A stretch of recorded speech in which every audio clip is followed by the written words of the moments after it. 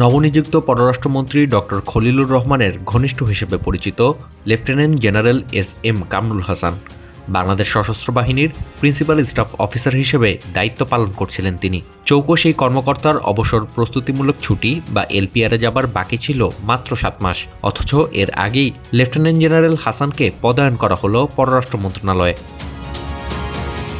তারেক রহমানের নেতৃত্বাধীন বিএনপি সরকার ক্ষমতায় আসার পর সেনাবাহিনীর উচ্চ পর্যায়ে রদবদলের ঘটনা এটি প্রথম। তবে এই ঘটনা আলোচনায় এসেছে ভিন্ন এক কারণে।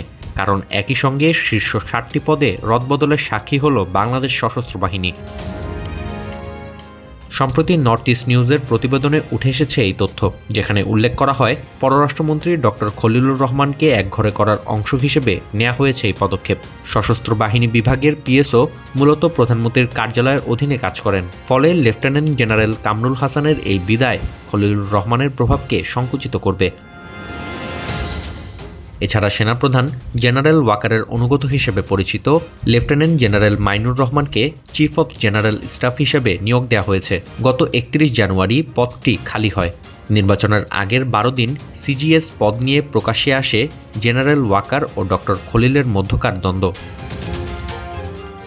এদিকে প্রতিরক্ষা গোয়েন্দা মহাপরিদপ্তর ডিজিএফআই এর মহাপরিচালক মেজর জেনারেল জাহাঙ্গীর আলমকে পররাষ্ট্র মন্ত্রণালয়ে বদলি করা হয়েছে। ধারণা করা হচ্ছে তার স্থলাভিষিক্ত হতে পারেন ব্রিগেডিয়ার কায়সার রশিদ।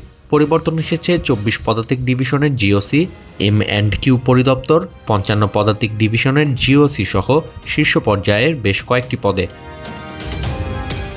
এদিকে এই ঘটনার রেশ কাটতে না কাটতেই সশস্ত্র বাহিনীতে রদবদল নিয়ে বিস্ফোরক মন্তব্য করেছেন জুলকারনাইন সায়ের। আল জাজিরার অনুসন্ধানী এই সাংবাদিক সম্প্রতি এক ফেসবুক পোস্টে জানান, ডিজিএফআই মহাপরিচালক মেজর জেনারেল জাহাঙ্গীর আলমের চাকরি পররাষ্ট্র মন্ত্রণালয়ে ন্যস্ত করায় সামরিক বাহিনীর অনেকেই অবাক হয়েছেন। কারণ সুষ্ঠুভাবে নির্বাচন সম্পন্ন করা ও অন্তর্বর্তী সরকারের সঙ্গে সামরিক বাহিনীর ভঙ্গুর সম্পর্ক স্থিতিশীল রাখার ক্ষেত্রে সর্বোচ্চ চেষ্টা করেন এই কর্মকর্তা। আর ডক্টর খলিলুর রহমানের আস্থাভাজন লেফটেন্যান্ট জেনারেল এস.এম. কামরুল হাসানকে পররাষ্ট্র মন্ত্রণালয় পদায়নকে ওএসডি করার সঙ্গে তুলনা করেন সায়ের। তার দাবি, বিশেষ এক গোষ্ঠীর দাবিদারি করতে গিয়ে সামরিক বাহিনীর অভ্যন্তরে অপতৎপরতা চালিয়েছেন এই কর্মকর্তা। 2015 সালে ভারতে প্রশিক্ষণ নিতে গিয়ে পুরস্কার পান লেফটেন্যান্ট জেনারেল হাসান। পোস্টে সে সময়কার ছবি সংযুক্ত করে শীর্ষ এই কর্মকর্তার সঙ্গে ভারতীয় গোয়েন্দা সংস্থা রয়ের সংশ্লিষ্টতার ইঙ্গিত দেন সায়ের।